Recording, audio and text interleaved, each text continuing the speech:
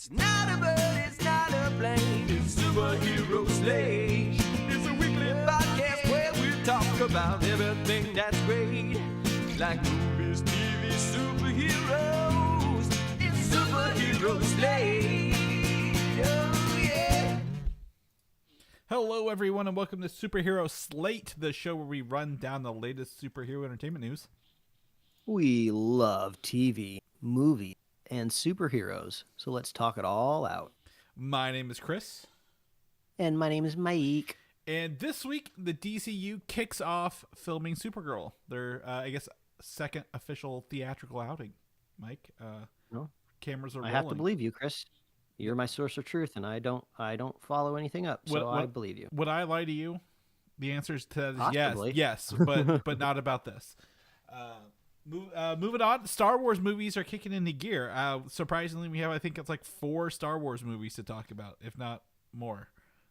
Surprisingly, sounding more and more like a threat Yeah. than something that used to excite me, but okay. Well, we haven't had a movie in a while. We have not had a movie in a while, and by the time we get our next one, maybe things will have, died down a little bit. So we'll see how that goes. Daredevil is Marvel's next big thing, and I feel like we're going to be talking about Daredevil every week until the show starts, and then probably until it ends as well. So we've got a lot to cover on that ground and more. It is, it's raining here. It's big news. West Coast, Southern California. Been on fire for weeks. We finally got some rain. I feel as though the older I get, the more and more conversations I have about the weather, which I don't know if that just means I'm getting boring, but it's been a very interesting week for conversation out here. One day it's on fire, next day everything's raining. So that's good for me, Chris. We're just trying to saturate this town and flush all the bad stuff out into the ocean. And when I mean that, I mean it literally, because all of the waterways empty out into the ocean, and whenever it rains, they literally go on the news and say, do not go out in the ocean right now. It is bad, because that's where all of our garbage goes. So who knows, maybe some Hollywood careers will be floating out into the ocean as well this week. Yeah, well, I would say on the other side of that, remember that snow we had 3 weeks ago here? That big, there's still snow on the ground from that. It hasn't melted yet. We are still, today's been the warmest I've seen. It's 42, and I feel like, you lived in northern Indiana, like anytime it was like really cold, sub 32 for a while, and then it got above 32, you're like, oh, this is t-shirt weather again. It kind of like skews your idea of what warm is for the season. Yeah, it's like, oh, I can at a somewhat leisurely pace walk back to my car from the grocery store. Yeah. I don't have to run like my life depends on it, like there's like a pack of wolves behind me. Yeah, it's like, oh no, I'll take my time walking out to the car because I won't die before I get there. And then when you get there, the sun's been out, so your car is warmer than you think it's going to be. Oh, okay. I've never quite articulated this before, but there is a feeling that I absolutely love of stepping into a hot, sweltering car. And sometimes it's even enjoyable, even if it's summer and it's already hot out. It's just like it's like that sauna effect. Like, even though you're perfectly fine, your temperature homeostasis is exactly where it needs to be, just getting into a very hot box is just like, ooh. It's just like, it feels like all of like your nerves just like kind of like melt into a puddle. I have an upper limit for that. I absolutely anything other than that, I start like getting nauseous. Like the heat just goes right to my head, but like I know what you're up to a certain temperature. I absolutely agree with you, but after that threshold, it's all yours. You can have that car. Yeah, back in high school, I used to have a part-time job at a hardware store, and it was always very, very cold inside of that warehouse. So like on your 10-minute break, walk out to your car, you go from the cold warehouse into like your car that's been baking in the sun, and it's just like, I know if I stay in this car and leave the window shut and don't turn on the AC, I'll die in like 10 minutes from heat exposure. But right now, it feels amazing. It's like putting like a piece of like frozen chicken into like a 450 oven. Like that chicken's gonna be fine for a couple minutes. Yeah, but I bet it feels really good. You got to thaw out. You're using that first couple moments to thaw out, and I get that. I absolutely get that. Like I went to we got, we'll just spend we got a lot of news, so we won't spend a lot of time. But just a couple seconds. It is January. It is spring. It is Valentine's Day season, and with that comes all the new seasonal flavors and drinks and everything you can get for the year, right, Mike? We've been talking about this offline for several weeks, and I used some time yesterday, Friday, or not yesterday, 2 days ago, Friday. It was like, again, 40 out, and I was like, I can actually go into the grocery store and not wear like not look like George Costanza from Seinfeld in his Gore-Tex outfit. I'm like, I can actually move around in here. So I was like, oh, this is great. So I went and got something, some of the new Reese's and some of the drinks, and I was like, oh, I feel okay drinking a cold drink in my car today because it's not too freezing in the actual vehicle. So good stuff all around. But Mike, we got a lot of bullet points here. Let's jump into this right away here. Do it. Because the first thing is, something we don't talk about a lot, and I think we talked about maybe when there was like a short Netflix movie and series, and that's Resident Evil. It came out a couple years ago. And Mike, this is a video game franchise that came out during our prime video gaming years, right, on PlayStation 1. Mm-hmm. Like, it permeated everything you saw. It was a very adult game on the very adult PlayStation. It was like it was rated like 18 plus or whatever video games. I was terrified to play this game when it came out when I was a kid. And even if I would have been the right age, I would have been terrified because I was just a scaredy baby for the longest time. And it's so humbling to go back and look at it now. Kind of like when you go back and watch like the original like Hellraiser or something, you think it's gonna give you nightmares. Like, oh, this is just kind of goofy. yeah.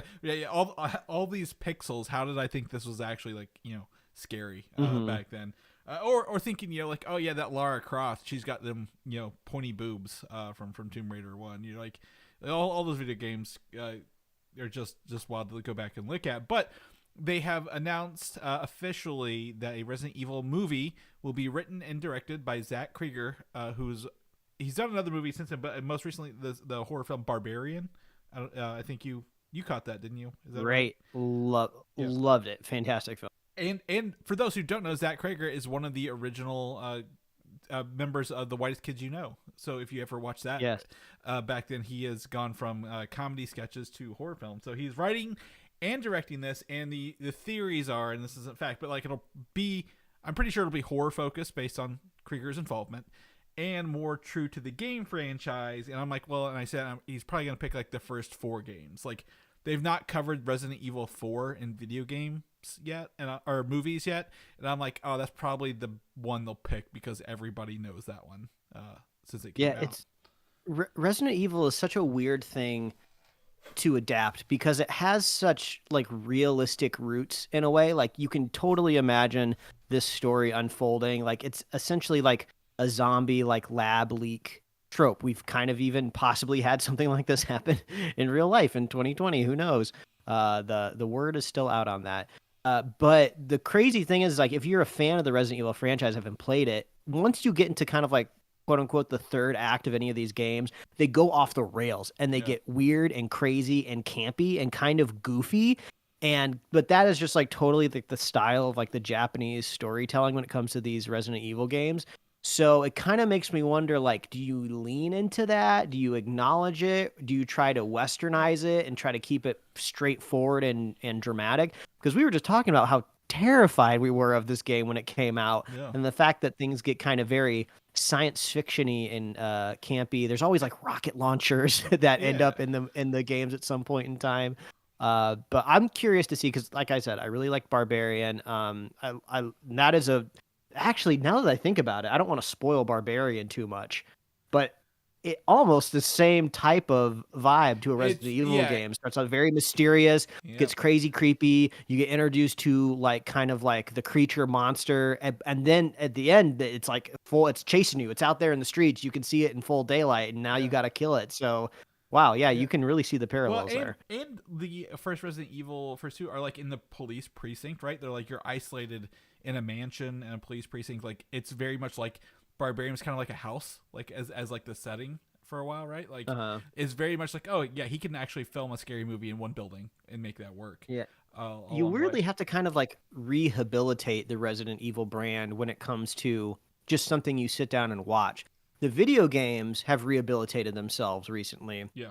They've gone back and they remade the games, so now they all look beautiful. Well, they made Resident Evil, was it 7, the one where you're kind of like in the swamp, swamp backwoods area? 7 and 8, Village, and I forget what 8 was, but they have they kind of righted the franchise went actiony. They went back to the horror roots with Village. Yeah, exactly. 7 and 8. Yeah. So I feel like they've rehabilitated the games, but like unfortunately they've been Netflixified in a way of like there's just tons of just Resident Evil muck out there, whether it's like live action or super polished like CG render, and it's like some of them are like sequels to other games, some of them aren't. Like I feel like they just wanted to put Leon Kennedy on like a Netflix tile so people would like watch it and they would get money for it. So hopefully this is kind of a way. Yeah, because now that I'm remembering, there was a live action movie that was focused, I believe, around the police precinct that came out around 2020. Yeah, I think it kind of got lost in the wash of the pandemic. Well, but I don't think it was good either way. No, that and the TV series that were supposed to kind of be connected together. I think they were both on Netflix, like a little bit. Like were beat to death by critically and I would say I guess financially, but it's Netflix, so we can't really say that. But they were both kind of beat to death there by the Netflix. From Netflix, yeah. So I would say the movies, despite them getting really not even, I don't know if they were campy or not later on, but the first, I don't know if you ever watched the first movie, my first Resident Evil. Oh yeah, that one was fun. That is a true horror film, right? Like the people become zombies. They're like they're actually avoiding a zombie horde that's not sprinting after you. They were slow moving zombies. They had the very sparsely used the liquor creature right at the end there. So like the first was great. Stick to the horror franchise and it works. Once they got actiony and like Mila Jovovich is like she has superpowers and can fight everybody and has dozens of clones. It really jumped the shark. It really jumped the proverbial shark. So if they can bring this back down to I would say maybe more of a character study of people in a zombie franchise in a Raccoon City thing as it unfolds, I think there's a lot of opportunity there. But they will have to draw. I guess I would say I don't even think about those Netflix, the show and movie. I always think about the Mila Jovovich. So they're gonna have to really break people's connection to that franchise because it had 8 films I think at the end of the day. So like they're gonna have to really set it off as a new thing, and that would be exciting for this along the way. We'll keep you guys posted as we hear more with that. On the other vein, another campy / I guess horror style film, the Toxic Avenger remake, Mike. I don't know if you remember, they filmed this in 2023. Oh yeah, I forgot about this. And they essentially, it was rated, it was previewed. It sits at a 92% on Rotten Tomatoes, but has been deemed unreleasable and not safe enough to market because of the content of the film. So this is one of those it's too gruesome, it's too gory, it's too out there. No one wants to put it in theaters, and I'm really surprised no one bought it and put it on streaming. So whoever produced it has just been holding out. But a company called Cineverse will be releasing the remake, and it will be unrated in theaters later this year. Finally, yeah, it seems weird, especially in the era of that. What was that Killer Clown movie that keeps raking in the dough every Halloween? Killer Clowns from Outer Space. Yeah. No. What is it? I'm joking. What is it called? Terrifier. You're thinking Terrifier. Terrifier. That's what it is. Yeah. This kind of seems like drop it in. I think Cineverse. October. I think Cineverse did Terrifier 3 because it was one of those ones that was no regular publisher wants to do this. Our distributor wants to do this. So I think it's the same thing. I'm excited. This remake stars Peter Dinklage as the character Winston Gooze, who becomes the Toxic Avenger. It's got Elijah Wood. Remember, he looked like the Penguin whenever we saw those photos. And Kevin Bacon as the villain. So I'm this has got some interesting. You have my interest. I am intrigued. I have no affiliation with the trauma films of the Toxic Avenger of the 80s, but I'd watch this, Mike, just to see kind of what it's about. Really, at the end of the day, and hopefully it's pretty fun. There's a little scene where the Toxic Avenger shows up to a hostage situation against it's not the Proud Boys, but it's some play on the Proud Boys kind of thing. And they got these hostages in a restaurant, and the Toxic Avenger shows up, but they're backlit, so you can't see any details. And he takes his little mop there, his radiated mop, and knocks the jaw of one of them clean off, blood and everything. I'm okay, we've got some interest here. So I'm interested in this. I'm excited to see this. I don't know if I'm going to run to the theaters to watch this, Mike. But boy, do they have some opportunities for a popcorn bucket out of this one to add to your collection. Yeah, the mop bucket. Yeah. Well, I hopefully the mop is like one, maybe the drink holder. Like, imagine like the drink out of a big mop. Mm-hmm. Well, those are the two like very unrelated things for the episode. I want to get them out of the way because I thought they were really fun. But now we're going to jump into the regular stuff. So James Gunn out there doing the social media thing. I think this is we have some Blue Sky. I think he's on Blue Sky. He's on Threads. He's on X, wherever he is. But James Gunn has officially said that the Suicide Squad movie is non-canonical to the DCU. So his movie that he did is non-canonical, and has explained specifically that only Creature Commandos going forward will be canon. And I quote here, for instance, Rick Flag Jr. was killed because we heard Rick Flag Sr. talk about it in Creature Commandos, not because we saw it in the Suicide Squad. So I mean, I got to imagine the only reason that you would even bring that up is something happens in that movie that conflicts with something he wants to do moving forward, right? Yeah. Unless there's some sort of weird like rights issue or like legacy box set that they're working on right now and they don't want to confuse people. But it just kind of seems like, well, yeah, why not? Like, you just made that movie. People liked it. Peacemaker, a character in it, is going to continue. His show is canonical. What character in it do we think needs to like be like preserved? Like, trying to think of anyone. Amanda Waller is in Creature Commandos, right? Already, and like the little team. What's it? Economos or whatever, John Economos, whoever he's with. And Weasel just runs off into the bushes at the beginning of the movie, so that doesn't. I'm just trying to figure out what conflicts, unless he's having like some sort of really big artistic vision and just doesn't want to have to think about that movie when he thinks about his universe. The only thing I can think of, and I don't think anyone else will ever think of this, is there is a single line where it says Bloodsport shot Superman with like a kryptonite bullet or something, and that's why he was in prison, Idris Elba's character.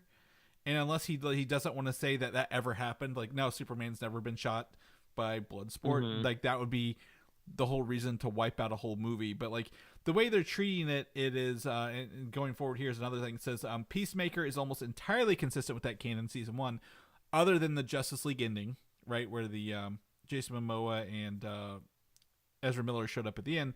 And the Suicide Squad has a lot of consistencies, but James Gunn thinks of it as an imperfect memory. So someone's thinking back on the Suicide Squad, but it didn't really happen, but maybe some things did in a different way. Know what I bet it is? I like probably the most iconic character out of that group that will probably be recast in the future would be Harley Quinn. Mm-hmm. So that's probably the biggest like hanging on left over there would be like, oh yeah, we're gonna get this Batman universe re-going soon, and we can't just expect Margot Robbie to come back, Right. Yeah, and they probably. I wouldn't be surprised if they did ask her to, and she did, Mike. Like, it's like one of those things is like, yeah, if it worked and it was drawn in the people. I don't know how many people saw Birds of Prey, but was that a pandemic movie? I don't remember. Oh God, yeah, that's a good question. I don't remember. But either way, like at the end of the day, like we talk about it frequently here.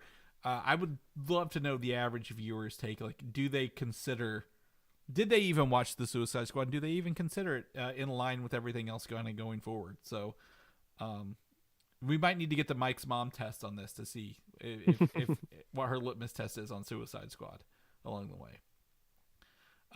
But at least James Gunn's got a plan going forward. But, coming into that, the plan going forward is, Creature Commandos is now out. The season, the episode series season 1, because it's been renewed for season 2, is out. We've seen it. The DCU has officially kickstarted there. One of the characters introduced was Clayface, and it appears in one of the episodes. Was it like 4 or 5, Mike? Yeah, it was towards the back half for sure. Yeah, and it's like in 7 episodes. So I think it was 5. Clayface is, I guess, killed in that episode. I didn't get the vibe that he was dead. Because it's Clayface, right? Like, Clayface reminds me of Majin Buu from Dragon Ball, where like if there's just like a little bit left, he's gonna reform from that. Like you don't need to worry about like you cut the head off, he's dead. No, he's like, yeah, if there's any mud left, Clayface will find a way to live, right, kind of thing. Yeah, it is kind of weird that, you know, his supposed death was even like run with by the fan base, because the fan base knows that Creature Commandos is supposed to be the tip of the spear of this whole universe, right? And who starts killing off iconic villains like right away? Yeah. You know, of course, Clayface, even if they didn't have this standalone movie planned, like, yeah, you would expect him to possibly pop back up in a Batman movie at some point in time. They don't even kill off Clayface routinely. They don't even kill off villains routinely in the comic books. You got to keep them alive so you can keep making these books. But one thing that I thought was kind of interesting that maybe was throwing people off is when I think it's like I don't remember the group that goes back to the house, but I think Amanda Waller was in the group. And John Economos, they return, and he's still there on the floor, like blown apart. You know, I was honestly expecting all the pieces to be gone. I would have assumed Clayface could reconstitute themselves by then and like slither away, you know, down a drain pipe or something. So the fact that they returned and all the pieces were still there led me to believe like, oh, is he actually dead? But I'm guessing a person like Amanda Waller, like, you know, scoops him up into like a dustpan and puts him in a jar and saves him for later, you know? Or again, Clayface, as we saw, like he was able to stretch and grow and like expand. Like how much of that is really him and how much is just like extra stuff, right? That he like shed off to get out of there, right? It's a cartoon. We can't tell.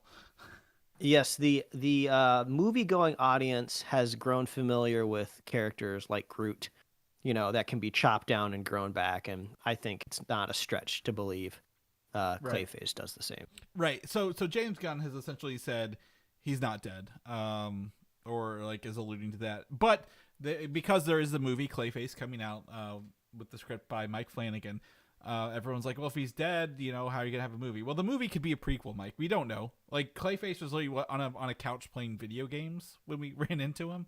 Like we don't know anything about this dude. We didn't get a backstory. We didn't get a future story. We just know that he can change shape and was in this house. He's also kind of a villain, a straight villain, because he killed the person he was taking the shape of, right? Like they were dead. So like it's not he's like, they're hostage. Like he literally killed them. Yeah, I do like this idea. I don't know if this character often takes this form in the comic books, but Clayface is like this character for hire. Like, oh yeah, you know, I can transform in just about anything. Just point me where to go. We can work together. You know, I'm just someone out here looking for a gig, looking for work. You know, I kind of like that angle, because usually I picture Clayface from Batman the Animated Series of just like this tortured soul, you know, out for revenge. And I kind of like the idea of like, Clayface, he's moved past that. Now he just wants to be like a normal villain. Well, yeah, he's using his skill set to get anything he wants. He can literally, like I said, kills this person, takes over living their house and their life, playing video games. He can do whatever he wants. He's probably getting paid as well. So like, I'm not too worried about, you know, where the Clayface movie starts. And also the other thing is, Mike, we always talk about this, comic book characters, they are different people over time, right? Who have that mantle. So is this Clayface like the third Clayface? You know, is it the original Clayface? Which one is it that the movie's about? We don't know yet. Which one was this one? Is it the same one? Is it a different one? There's the idea of when Superman was called Superman Legacy, it was like different people could be different ones. I had a conversation this week, like, you know, someone, a friend of mine, he's into buying comic books, and he's like, oh, I've got, you know, the Flash #1. I'm like, well, which Flash #1 do you have? Because there's, you know, hundreds of those. And the Wally West, or was it not Wally West, the show in the movie, oh my gosh, Barry Allen. I want to say Bart Allen. It's Barry Allen is like the second Flash, right? Like he's maybe the most popular, but like there's still like Golden Age Flash, who had the metal helmet, and he was like he was his mentor in the Flash TV show, right, from the different universe. Like that guy has been around the comic book since like the 40s.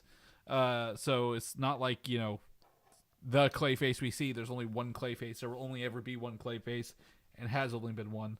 There could be multiple ones, and we just don't know. So I think the hardest part about all this, Mike, is that James Gunn's just on social media and I feel like he's almost instigating it by answering some of the questions.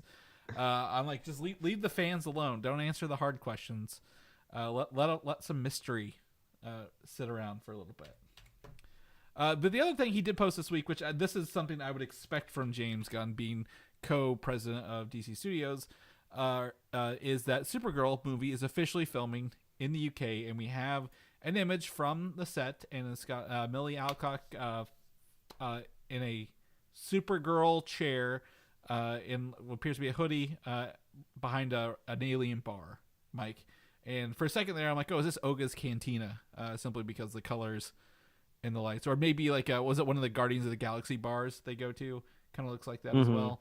But it is officially filming. It is, confirms that Craig Gillespie is directing. And I guess the other thing is that the Supergirl will have the very similar S symbol that Superman has. Like almost identical, isn't it, to Superman's? Yeah, makes you wonder how they're going to explain the S. It's always one of those funny comic book things of just like, we got to explain a uniform now. Yeah, which is such a weird thing to do. But it's aliens, and we all, instead of our name being, House of L, we put this S on our thing because S stands for super people. I don't know. You know what they could do? One fun invention that I've seen in different superhero universes where the heroes have existed for a while, which is kind of what we're looking at here for Superman, is there's always some sort of like superhero tailor. I've always kind of liked that idea of like some guy who he like I think in what is it? Invincible. Yeah. Yeah, is it Mark Hamill that voices the guy? It's like this tailor, he like works out of his basement. And he makes like these superhero suits. I just think that's kind of like, it's just like a fun character to imagine, the tailor to the stars in a way. She-Hulk did that, didn't they? Didn't they have a someone who was, what superhero show? Yeah, She-Hulk did it, and because this is far back to remember, and I only watched a couple episodes. Daredevil? But I think Black Lightning did it too. Okay. If I recall correctly, the few episodes that I watched, I think there was kind of like a Taylor superhero style character too. In Daredevil, when he got his, I guess the first season, they had that guy. Oh, yeah. So, somebody needs to bring all these people together. Yeah. All these, they need to go to like some sort of costume convention. Right. It's the fashion show. It's the superhero fashion show that they go to and wear them all up. But yeah, so I mean, I agree. But like, it is interesting that they're using this. So we're gonna have to get that. We do know she appears in Superman at some point, whether it's post-credit scene or throughout the movie. I don't know. I'm still. I would love to see the. There's probably going to be a Super Bowl trailer, Mike, for Superman. We talked about it's actually during the Puppy Bowl. Them doing that zoom in on the robot to see if Supergirl's there with like a higher quality thing again.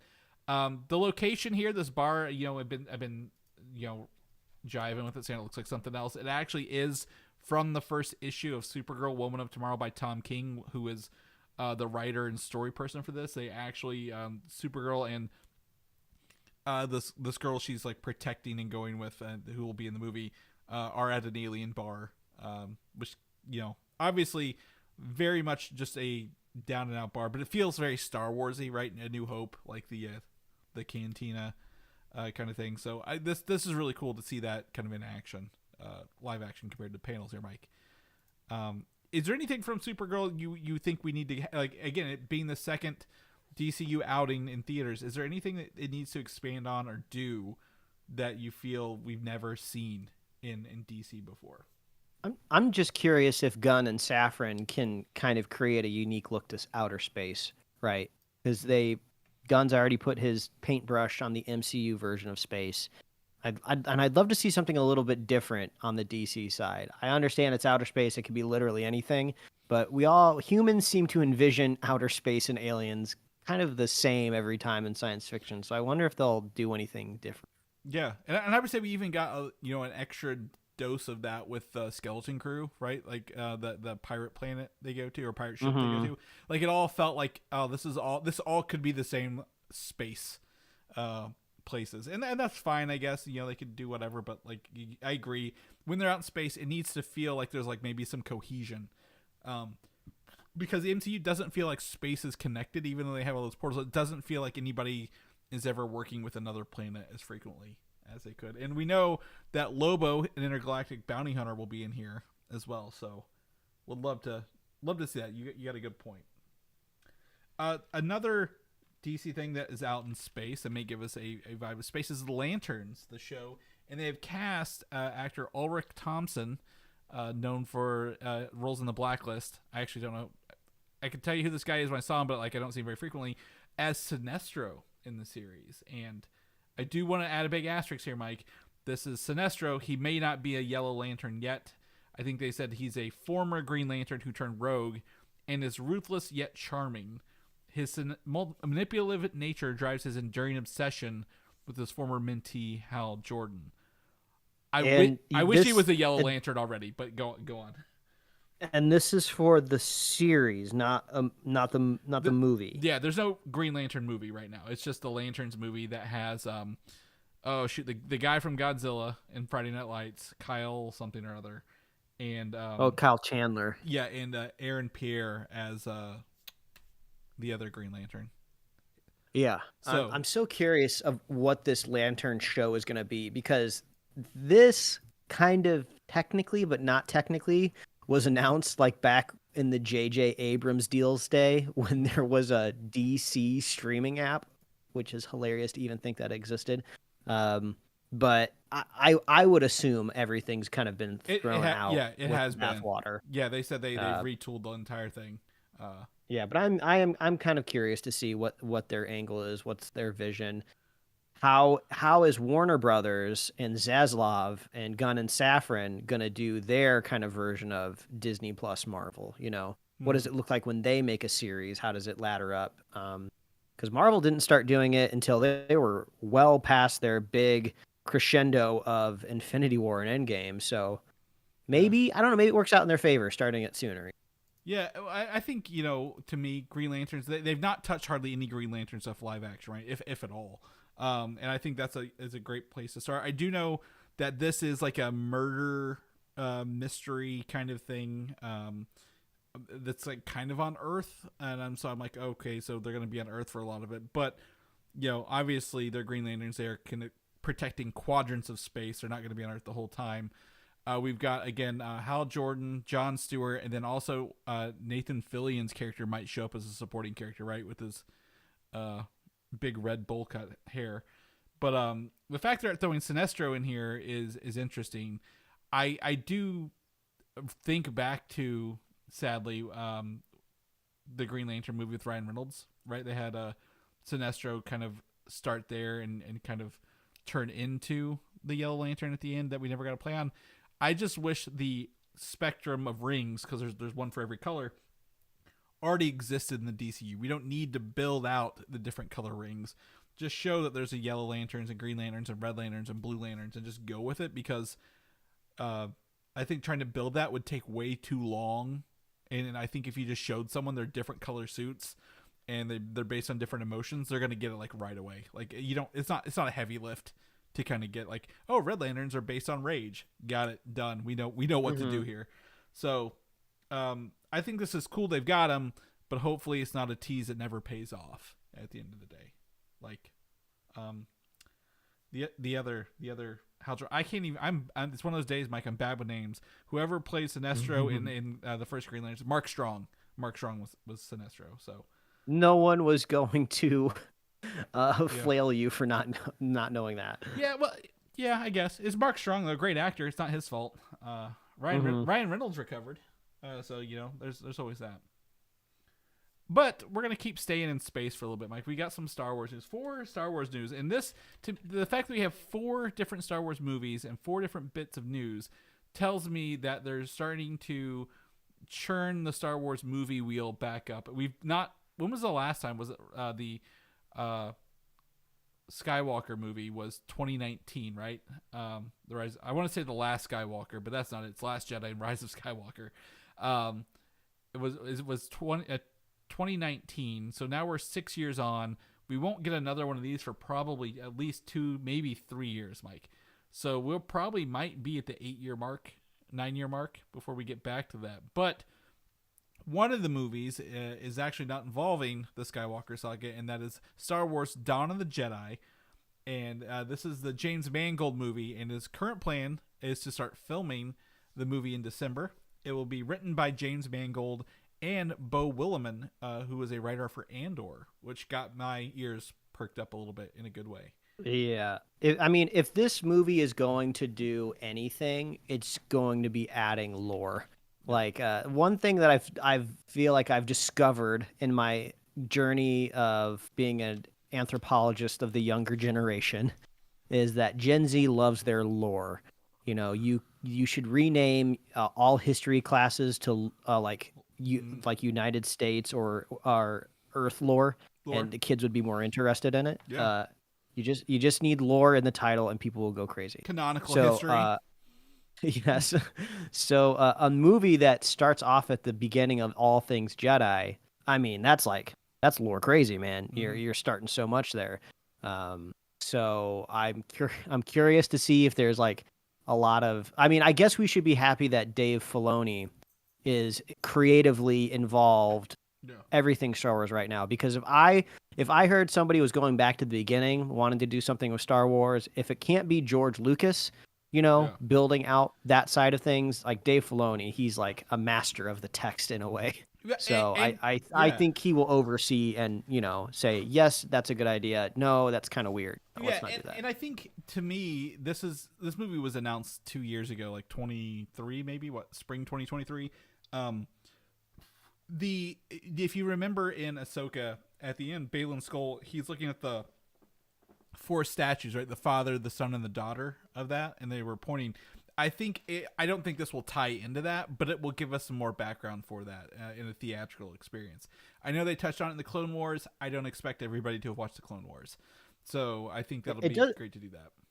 It does make me wonder just in general, and who knows, Star Wars lore is already out there in the world, so there could be people that already know this answer. But if you lean into the idea that metachlorians are a thing, I don't know if Star Wars still officially, thinks that's how it goes. But they don't say it. They don't touch on it very but often. Do metachlorians only exist within this galaxy? Like a single strain of metachlorian has never left the galaxy. So you'll only find Jedi within this. Or it could be kind of fun if maybe a Jedi came to this galaxy so long ago and like populated the galaxy with metachlorians. I think the idea is like it's Dawn of the Jedi, but I don't think Jedi is a person. It's more of like in this world, it's sort of a religion, right? It's just they're Force users, and the Jedi are like, you got to follow our rules because we're self-righteous, and we got to see so many properties talking about the fall of the Jedi in the past 10 years, choking themselves down on that. But I think what would be interesting, and you brought up a good point, there are other creatures outside the galaxy, the Yuzon Vong, right, in the expanded universe that are Force resistant. Like what is that like? Like this is like a matter antimatter kind of thing. I agree with you. I would love to know if it's more than just, oh, hey, here's 2 people who have a difference in belief. We want to use the Force to be stronger. Now we're Sith, and the other one's like, no, we want to use it for good. We're the Jedi. I don't want it to be like that. That's an easy story to tell. I want it to be complex. It needs to set like some ground rules that we've maybe not talked about, but we've seen in action in Star Wars, right? And maybe they can play on that kind of going forward with that. But I did also put it up here because James Mangold is working on DCU's Swamp Thing, and if they're not filming this until December 25, that'll probably be a good 6 to 8 months, post-production, promos, whatever. Swamp Thing may not be here until 2029, Mike, 2030 for DCU. So it sounds like they might be taking their time over there with that along the way. But it's very exciting to know something's filming. The other part of this, another Star Wars news, the second of 4 here, is that the Jedi New Order, or Star Wars, the possible Jedi New Order film, that was Charmin Chenoy who is directing it, and it will involve Rey, has got a writer with George Nolfi, who is known for the Bourne Ultimatum and Ocean's 12 films, to write the script. What I like about this news, Mike, is that it's not anyone else we've heard in any other sci-fi / superhero movies in the past 15 years, because they seem to use the same writers on these movies, and that never goes a great way, right? Trying to think of if it's not Simon Kinberg, and that makes me happy that he's not doing Star Wars. With that, I'm just surprised. I mean, they must have the data. They must have the surveys. They know what's out there on the pulse because they hire expensive agencies to tell them. But is there really that much desire to see Rey return to the franchise? Like her character was fine. I think it started off stronger than how it ended, but it just kind of seems like we've gone full circle with her character. She's gone through her hero's journey. It just feels like go in a different direction. So, I just don't understand why they're so motivated to get her back. I think there's two things here. One, we're gonna go back to the last one, Jedi. She is technically the last Jedi, right? She's the last person with the text that we know of this far into the future, and they want to push the story forward. I think that's point number one. Number two, I would love to see them finally bring in some of that damn expanded universe stuff. Like maybe she is training Jedi, but again, the universe is invaded by like I said, the Yuzan Vong, the people who are nullified to the Force. So what does that look like? What kind of war in Star Wars is on the horizon that isn't just a Jedi and a Sith fighting it out, right? I think that has been done to death. And if they have to start with Rey and they want to tell a trilogy and they have a planned trilogy instead of just 3 solo movies they're figuring out as they go, they could start with Rey and then maybe end with other people. But I think they have to pick up there because they set up the part, she is the last Jedi, she has all the text, she has to show people. But it is set, and in my notes here, and this is what they said, it's set 15 years after the Rise of Skywalker, which will be about when the time this comes out, it feels like. So maybe she won't be teaching just younglings. Maybe she will have some adult people she's teaching as well, who are Force sensitive and have maybe picked up on it pretty quickly. Yeah, I guess you could be right. And I don't think, to me, I agree with you, it doesn't need to be a Rey film, but how many, I really don't think we need to see Jedi and Sith fight it again. How many times have we done that, Mike, at this point? It's just too much. So give them a really good enemy that we've never seen, and make it good that way. So hopefully, thankfully, again, it's not Simon Kinberg, and it's not people who have touched Star Wars or done anything in the past several years, and they could probably tell a pretty good movie here along the way. Moving on to one more, the third Star Wars. It's Sean Levy's Star Wars movie we've talked about. We don't have any titles for these except for Dawn of the Jedi and the next one. But Sean Levy's untitled Star Wars movie is reported to have Ryan Gosling star in the lead role. So an offer has been made to Ryan Gosling. He may or may not take it at this point, but everyone believes that he is going to be starring in Sean Levy's Star Wars movie, which is unrelated to everything else. This is a standalone Star Wars movie, Mike. I mean, that's pretty star-packed.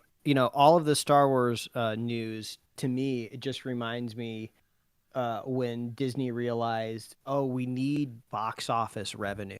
We need to put movies back in the theaters because we are not seeing the ROI the same on Disney Plus. So, they kind of have to start this Star Wars movie machine back up, right? Yeah. So I guess I shouldn't be so surprised that there's so many ideas floating around there. Yeah. They definitely need something to stick because they have the IP, and so they're kind of almost has to always be a Star Wars film in the works. Yeah, and I also think again, we have all 4 of these things. I don't think everybody just got together on the 1st of January and all right, let's finally kick off 4 movies. This has probably all been stuff in the background, and maybe there was a meeting to all right, everyone's going to share their notes for the year, and this is where everybody's updates are. Again, when we come to you with news and it feels like this, it feels like, everybody just decided all one day we need to do everything, but we don't know how this news gets leaked. This isn't, I guess Ryan Gosling's that stuff's in Deadline and THR, so that stuff is pretty big news, but this is, this Sean Levy's movie we had reports the other week, 2 weeks ago, that the film is moving faster than expected and will begin filming later this year, probably before Dawn of the Jedi. So it sounds like after Mandalorian and Grogu, this movie will be the next one on their slate, right?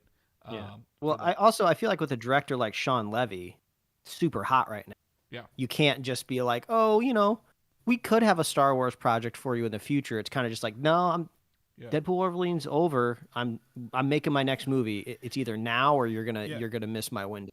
And I think he said, the writer is the writer from the Atom Project as well, and they've had ideas. So if they were able to pitch a pretty good idea as well, right, rather than like, hey, we want to work with you, but we don't know what we want to work with you on, that's probably a nice way to kind of spin things up as well. Yeah. Kind of like, what was it, Mike Flanagan in his Clayface movie. Nobody expected that. That wasn't announced, but he got it done, and they were like, yeah, we love the idea, let's go. So we'll keep you posted on this one. I think this one's got a lot of fun potential, but we'll keep you guys posted. Lastly, finally, an update on Star Wars Rogue Squadron, Mike. The Patty Jenkins movie that was announced a long time ago, 2019, I think, or before, that Chris Pine is being eyed to star in this movie. And he's already been with Patty Jenkins in the Wonder Woman franchise. So, Chris Pine, does he just feel like an airplane pilot? Like, is that just his look? Like, I mean, he's going to be in everything at this point. He's the multi-purpose Chris. He's been in Star Trek. He's been over at DC, popping Star Wars. We just got to get him in a Marvel property, and he'll just he just walks around. He just walks to the next studio. Yeah. Like once he gets out of one meeting, he what do you got for me? Yeah, he's got a good agent. How about that? We'll give him that. He's got a good agent. Patty Jenkins last said that she was working on the script in 2023 after the writing strike. I think it was like they said. That was essentially when the DCU was announced and Wonder Woman 3 was scrapped. And, she was going to work on Wonder Woman 3, then Rogue Squadron. Wonder Woman 3 got scrapped. They came back to Rogue Squadron. So the last update we had was post-writing strike that she was working on the script. So this one feels, well, I don't know when it will film, Mike, but it feels like it could be the third of the 4 movies if they're casting. It sounds like they're pretty far along, right? Like it's not like, oh, we're pitching an idea. So of these, I think Sean Levy's movie first, Dawn of the Jedi second, Rogue Squadron third, and then finally that new Jedi Order will be the fourth of these in that release order. And then we'll have to get you a new timeline so you can pull it up when we talk about Star Wars, where everything exists along the way. I think Rogue Squadron, they said, is actually post Rise of Skywalker as well. It's like a moving forward movie. It's great.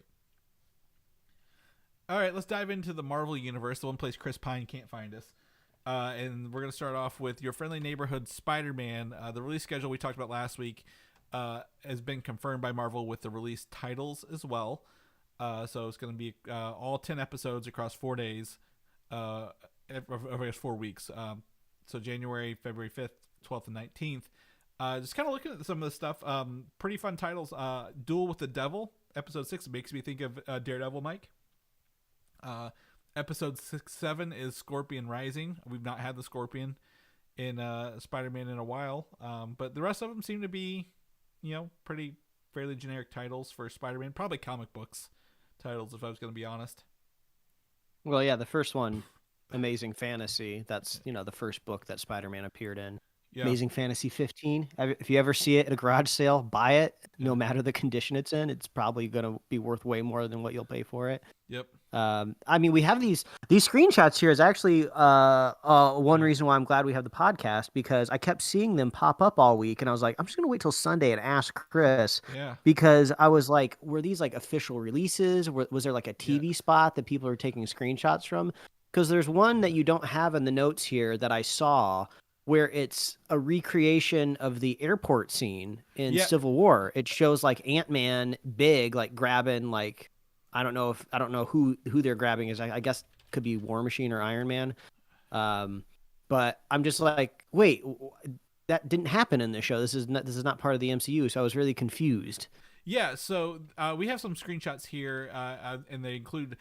There was a TV spot for the launch. So along with the episode titles, there was a video thing, announcing this. So we get our first look at Daredevil in his black suit.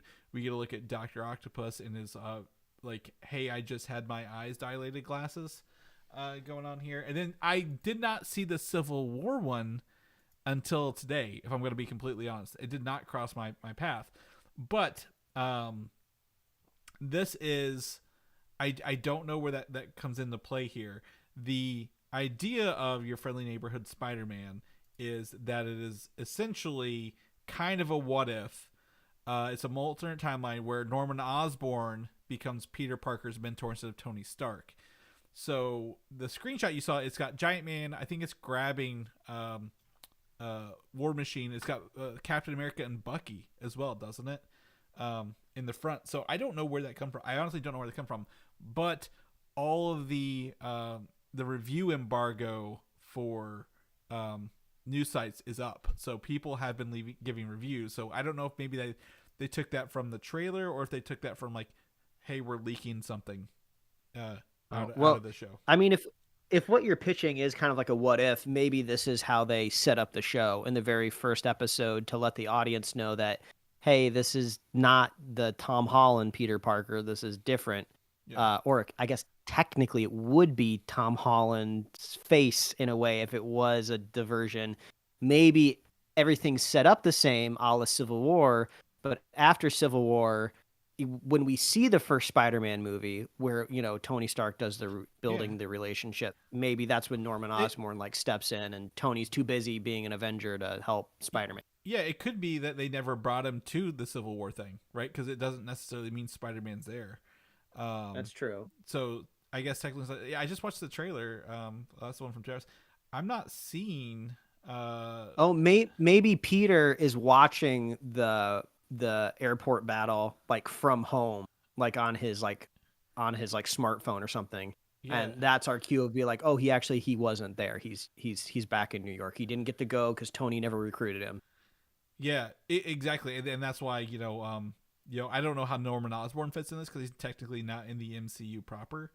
So I'm interested in that. I'm gonna throw another one in here because I'm looking for this image and there's a Doctor Strange image and he's got all of his multiple arms going on in this and his magic stuff, and I love this classic artwork Doctor Strange going on here and to see it in motion. People, I don't like to normally share reviews, but people who I know have a notoriously bad taste or I guess not bad taste, they're notoriously harsh on things, harder than probably we are sometimes, were really praising the show in terms of story and animation and voice acting along the way. So I'm interested to see that, but I need to go find that Civil War thing and do my research, I guess, here at the end of the day for that.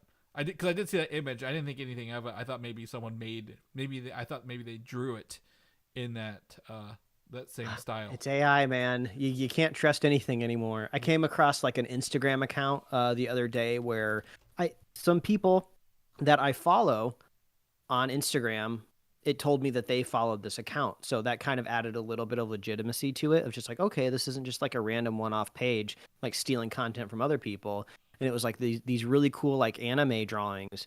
And I was like, oh, this is cool. It had a very consistent aesthetic. There wasn't a repeating character through any of the posts, but there was a vibe to all the photos. And then after looking through a couple of them, I started to see the little AI warning tag on it, and I was like, oh man, just when I thought these were from the creative mind of somebody, I was like, oh no, it's from a stupid robot. So that was a bummer. So yeah, you never know where these leaky screenshots can come from. Right. Yeah. Well, you shared with me a Pringles can yesterday, and I thought it was AI. I was like, oh yeah, that's really annoying. I see all of these fake Oreo flavors all the time. The AI is getting really good at doing packaging design. Right. Yeah, because it's not just Photoshop anymore. It's AI stuff. Here I don't know if you got your message out. I'm gonna send you one. It's the scene from Civil War where Spider-Man catches the van before it hits a bus. They've redone that in Friendly Neighborhood Spider-Man as well, from Civil War. Oh. Yeah, you're right. Yeah, right there. So that's actually, they've animated that scene too. So I don't know where it's coming from, but I'm excited. Like I said, 22-minute show. I'll be tuning into this. Check it out along the way. And if you guys want to check out those images, obviously they're in our show notes. And just a quick search did show me that Civil War scene is in there, but I did not see any animation or movement, just a screenshot. So we'll have more details. I guess. I'm going to pull up that thing again because I forgot the release date. It is next week, right? The 29th, which is 3 days from now. So on Disney Plus, we'll be able to watch it there. Moving on, Daredevil, Mike. I'm excited for Daredevil. I think, I know we have Captain America next month, but Daredevil is probably kind of where my hype is for this year, right? A little bit in television. And Charlie Cox he's on the cover of a magazine this week. But he had an interview, and on the interview, they were talking about what happened with Daredevil Born Again. Why did it get split from 18 episodes down to 2 seasons of 9? What happened during the writer's strike, Mike? And he said, this Charlie Cox, that the original plan for Marvel was a soft reboot approach to Daredevil, keeping some things, but they found out pretty quickly that was not in line with what Daredevil had been established to already be in the Netflix series. So that was one of the key factors in them refilming an entirely new pilot, rewriting and filming an entirely new pilot for Daredevil Born Again. So the first episode will be brand new, not using some of the previous footage. They're going to be, I guess, using some of that extra stuff they've already filmed later on. So I'm excited to see that first episode based on this knowledge. What do you think? Yeah, it makes me wonder, hearing that response, if Disney decided to pivot maybe after they got some analytics from Disney Plus, right? All of those Netflix shows landed on Disney Plus, and maybe they saw like, oh, people are voraciously watching them. People are really into the Daredevil show that was on Netflix. It doesn't seem to have any sort of kind of Netflix stink on it. Not because they were bad on Netflix necessarily, but, you know, they were probably worried like, oh, is the fan base going to translate, or did it just evaporate, you know, over time? Did they stay on Netflix? Did they not go to Disney Plus?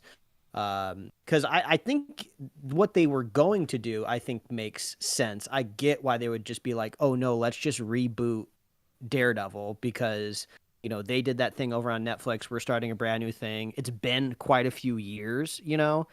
But I guess maybe I'll give them a soft pat on the back that they're just like, actually, you know what? Those 3 seasons really worked. Why not just kind of build on them? But also that was, you know, we covered this on the writer's strike. They actually got rid of everything Marvel Television done at Marvel Studios at the time. Remember, they actually created Marvel Television proper and retooled everything. So I think that was also not just, I don't think the analytics, I'm looking up here, it didn't actually come out on Disney Plus until after that they did the retool.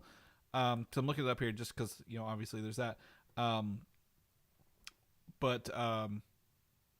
Anyway, the fact that they were able to stop and take that approach and redo an entire pilot rather than just like, oh, what do we have? How do we fix what we have? That's what happened with, what was it?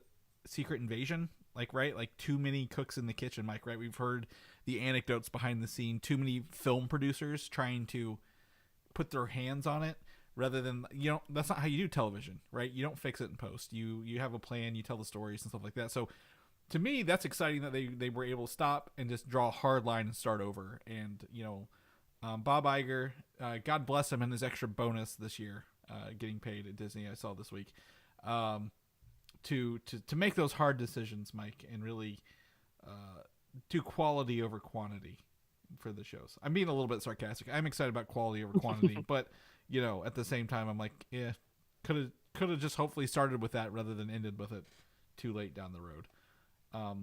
Now we do know season 2 will be filming when this airs, so we will get the full 18 episodes across 2 seasons. Now I did see the stupidest report in the world, Mike. Daredevil season 3. Do you know that they have a Daredevil season 3 or Born Again season 3? I did not know this. They don't have one, and they won't know they have one until they see how 1 and 2 do. And I'm like, yeah, that's how every TV show kind of does, right? Like they don't kind of cash out at the beginning and hope for 3. So we're still going to get 2 seasons of 9 episodes. That drops March 4th on Disney Plus. And I've got this little note going. How many hallway fights are in this season? Because we got to compare that to previous Netflix versions to see if they're they got if they have Daredevil in Hell's Kitchen. Because the first time we saw him on Disney Plus, he was out in L.A. They still found a way to get him in a hallway. Yeah. So it doesn't seem to matter where he goes. If he is in Secret Wars, he is not going to be out in the middle of nowhere. They're going to somehow get him on an alien spaceship. Yeah. An elevator, in maybe? an alien in a hallway. Yeah. He must be isolated to hallways. Yeah. Or I think there's like a little scene where he re-meets Frank Castle, the Punisher, and they're like a locker room. So. If he's on a rooftop, it's got to be raining. Yeah. You know, that's in his rider. Yeah, it's It has to be. Like, otherwise, they can't put him in there. It's part of the character. X-Men movies, Mike, we're all very excited for the X-Men movies to kick off at Marvel, and the rumor right now is, as of this morning, that the Russo brothers have supposedly signed a deal with Marvel to stay and help oversee future projects and films, including X-Men at Marvel. So this is currently... Underline, italicize, bold quotations. What does oversee mean? Is that executive produce? Yeah. Is that direct? Yeah, is that right? What does that mean? yeah, you read my next bullet point. We're not sure if they're directing. They're obviously not writers. Let's get that straight. They're not writers. They're not a writer-director duo. They hire their writers, and they do well to do that. But it could be executive producing to help with continuity, right? Like, I would say the writing team and the directing team of the Russo brothers and McFeely and I forget the other one, who did Winter Soldier, Civil War, Avengers, Infinity War, and Endgame. Literally, I think was the backbone of that first three phases of Marvel, right? That first arc of Marvel, those are the backbone films that you need to watch and keep up with. The continuity of tone and characters was very well done throughout those movies. If you watch those four, you kind of know where the movie was going. You need to probably watch some other ones like Guardians of the Galaxy here and there, but those four, everyone recommends those four, pretty regularly. Well, if I could wildly speculate for a moment, please. I feel like this is the first time we've ever heard of anybody coming in to Marvel in an overseeing position, right? Obviously, we get tons of news about writers and directors, but this is the first time we've heard of anything that kind of compares to what Feige already does. So, I mean, who knows? I could envision maybe the two of them getting promoted to overseeing Marvel if Feige ever wants to step down. I mean, what they're basically doing over at DC, you got kind of two creatives over there helming everything. And also, that is kind of how you want to leave your job too. When you retire, you want to be able to tell people, "Oh, they had to hire two people to replace me because I was so valuable." It's just kind of a way to stroke your ego on the way out the door. And they seem to be pretty good at this stuff. So this is just me calling out. I'm sure other people on the internet have already said this, and I'm not the first to get to it. But I'll be on the lookout here. Yeah. So I would also say. The other people they had there, it's Nate Moore, I believe, right? Like, there's other producers, like Kevin Feige is the primary producer, but they have... Yeah, obviously there's other producers, but we never hear about them. Right, well, but the one we did talk about recently was Nate Moore leaving Marvel, right? The guy who was in charge of Black Panther movies and has worked with, he's the one who's like, oh yeah, he's going to stay on Black Panther 3 and then leave the company, kind of when that's done, to do his own company. So... We don't hear about the other ones very frequently, but we do know he is leaving. So do you think that that's maybe why they're like, oh, we have an opening for people to join because someone is leaving this our current tight-knit group of people? Maybe. Wouldn't you just love to see like a round table with the Russo brothers and oh god, we were just talking about him in charge of Star Wars. Filoni. I'd love to just see them at like one of those like variety roundtable interviews, just to hear them like talk about like the nerdiest stuff. Throw in Gunn and Safran too. I would pay a lot of money to just go and watch them talk live just for a couple hours. What are those things they have on LinkedIn where you get like classes with people who like run or like CEOs? What are those called? Like you pay a little symposium or something? Well, yeah, it's kind of like that, but like you like, oh, here's a class on how to do something with like someone who's like an expert in that field. I forget what they're called, but like I listen, throw it to me, and Mike, you may appreciate it, throw in Ryan Maynarding, the head of visual development at Marvel for all this. Oh yeah, right? He's great. I think these guys can talk business, but like where are the creatives at? Like I don't know if I'm gonna call the Russo brothers creatives right now. They are very good directors, but like throw them in there. Throw in the writers. Boy, I can't think of the other. I just know McFeely. I can't think of the other one who wrote all that stuff. But like, I would love. Isn't it Marcus? Yeah, I think it's Marcus and McFeely. Yeah, I think so. Okay. Yeah, throw those guys in there. Like the people who are the creatives. Like that's who I want to see talk about this stuff because We don't talk about them enough. I think we talk about the producers, but I think the people getting stuff done and really doing that would be interesting. But if they are executive producers and they're kind of coming in to help oversee it, one of the things that they brought up before a couple of years ago is that they've indicated interest in X-Men proper. I don't know if someone fed them like, hey, do you want to do X-Men? Or if they like, oh yeah, the next thing something we'd love to touch at Marvel's X-Men, because they've always talked about Secret Wars. I think that could be an interesting approach, I guess, or interesting team to have on board, I guess, at the end of the day. Are you interested in their Electric State movie? I haven't. I don't know how I feel about that. Man, that looks honestly, if I just had to be like a safe betting man, I would bet against it, just because everything else that they've done out there, like, it's Netflix, right? Or is it? Yeah, it is. Because, well, of course it is. It's Millie Bobby Brown. I think they own her. Oh yeah, that's right. I mean, I went after it was announced. I went and I looked up the concept art that it was inspired from. The art is absolutely beautiful. It is very engaging, and I could totally see how the Russo brothers would look at that book of concept art and their brains would just go crazy. Because they love just adapting stuff and they're great at it. So that gives me a little bit of hope that they're adapting something. It's not just like the Gray Man, Well, the screenplay for it is by Christopher Marcus and Stephen McFeely for the Electric Oh, State. wow. I didn't know that. I didn't either. What do you say? The Gray Man was the other one you mentioned? Yeah, that's the one that kind of everyone always dogs on, right? Yeah. Also, screenplay by Joe Russo, Christopher Marcus, and Stephen McFeely. Okay, well, we just talked ourselves out of that. Oh boy. Yeah, but boy. but that was also done by AGBO, like their own, like the Russo brothers and those guys' production company. So like they don't have anyone overseeing them either.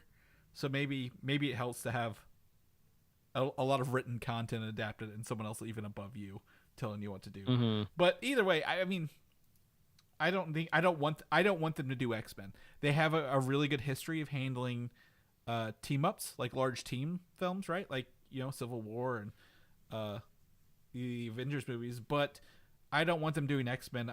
We've talked about this till we're blue in the face. We want someone with a vision to do X-Men, right? To bring their style and approach to the film. It's nice to have someone maybe help out and say, hey, this is how we would work it forwards to keep the universe consistent. But I do think we need a visionary for X-Men to bring that flavor to the table.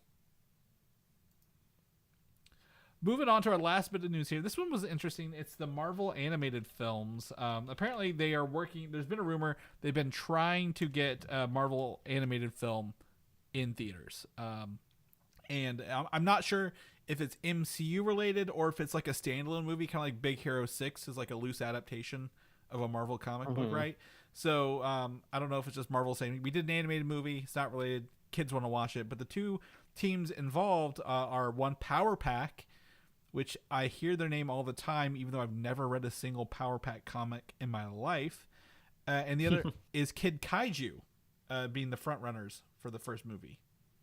And Power Pack is essentially 4 kids with the last name Power who have like abilities, and they're off on their own on an adventure. I don't think their parents are around. But that team has previously included Franklin Richards, the son of Mr. Fantastic Invisible Woman, as someone in the Power Pack on their adventures. Like they're just kids on an adventure. Kid Kaiju is a newer created Inhuman, like around the Miss Marvel area, who has the ability to summon monsters he draws with his power. So if he draws a monster, he's able to summon them into real life. I assume kind of like Yu-Gi-Oh. It's like that Purple Crayon movie, but not bad. Yeah, hopefully. Yeah, I mean it'd be animated, so it'd at least be better. But yeah, the baller move to do with this is develop these movies, and in the post-credit scene, you pan over to the West Coast, back to San Francisco, and you get to see like Baymax, right? Yeah. I liked Big Hero 6. It was a good movie. I just don't understand why that whole just animated Marvel concept was just abandoned. Like, did they not see the box office return that they were hoping for? They had to build a whole park around that. Like, to me, the fact that they have a whole area in a park is like, you obviously saw some value in this. Yeah, and they made a whole standalone 2D animated series that I think went for at least more than one season. 2 seasons, I believe. And Yeah. they and then they did the Baymax shorts on Disney Plus as like a way to like And hype up the streaming yeah, service. and So Baymax is like a character in if this Fortnite is a right now. By the way, like literally, like yeah, this season he's in there. I'm like, you have draw for this. Do more. yeah, if this could be a way to get back there, that would be amazing. To kind of have like this, you know, this young adult kind of animated universe for Marvel, like that would be so cool. Yeah. Like I would love that. And they could hint at the larger characters if they wanted to, or maybe they just build out this universe, that's fine, but bring back Baymax. Yeah, no, I absolutely. I wish it was Big Hero 6. The Kid Kaiju feels like it would be. Well, actually, both of these feel like they could be Big Hero 6, right? Like, San Francisco is could easily have kaiju. They had like the big robots, and the other one's more tech based, but they could easily do that. But like, I the reason I don't believe it'd be Kid Kaiju, Mike, is because number one, that's a bad name. I hate his name to start off with. Doesn't roll off the tongue, and it's also Inhumans, and I feel Marvel movies are live. It's animated, but like Marvel properties are trying to veer away from the bad taste of the Inhumans still from the late 2010s, and can lean more into the X-Men power set. Power Pack. Yeah, Go ahead. I was just gonna say they could easily change the origins of any of these characters. Right. Yeah. Power Pack, I think has a history. They've been around Marvel for decades. And if they wanted to tie it into the MCU, or at least someone they knew, including the children, the Richards children, whether it's Franklin or even if they have Valeria at that point, could be interesting and bring him like hey, we're watching Fantastic Four on the screen. Oh, that kid, he's Franklin Richards. Oh, my kid saw him in the Power Pack movie, animated movie, right? Like there's a little bit of synergy, to use corporate words here, between those two that people would do. But I would love a Marvel standalone animated movie. I would love to see what they bring to the table, Mike. I think animation is not dead. So Sony's killing it with Spider-Man. I was trying to think. There's another animated one. It was The Wild Robot, won a bunch of awards and is up for a bunch of Academy Awards this year too. So there's opportunities to do that. And Moana 2 and what was it, Inside Out 2 drew big numbers for Disney at the box office this year. Now, mind you, those are Disney movies, a little different, but there's opportunity. Mike, anything else? We can wrap up the show. Anything you want to add on that? We timed this perfectly. My baby went down right as we started the show, and I just got the notification from the baby monitor that he is starting to wake up. So I can't imagine a more perfect episode. That's right. They knew it was time to get going. But if people know what you're up to, what you're doing, where can they find you at, dude? Yeah, they can read my webcomics at pickledcomics.com and liferewardsrisk.com. Chris, people want to catch up with you. Where can they find you? Find me on Instagram, Valdan87, VALDAN, or Instagram, or not Instagram, or video game systems with the same name. I've been playing a lot of Marvel Rivals lately. It's been really fun, having a good team. I'm excited for more characters to come into that. People know more about the show, where they can view the notes, our release calendar, all them goodies. Where can they get that at? Oh, all you got to do is visit superheroslate.com. We got awesome show notes over there for everything that we talk about each week. Our upcoming release calendar, if you want to see what's slated for 2025 and 2026, we got that in a nice little itemized list for you over there. You can find us on Apple Podcasts, YouTube, Spotify, wherever else you love to listen to fine podcasts like our own. We can get merch, superheroslate.com/store. If you have any merch ideas, anything that you'd love to have, let us know. We can make it happen. We love our super fans. If you want to be a super fan of this show, all you have to do is share the show with a friend, share the show with a buddy, and we'll be here every week, folks. That's right. And we will see you guys next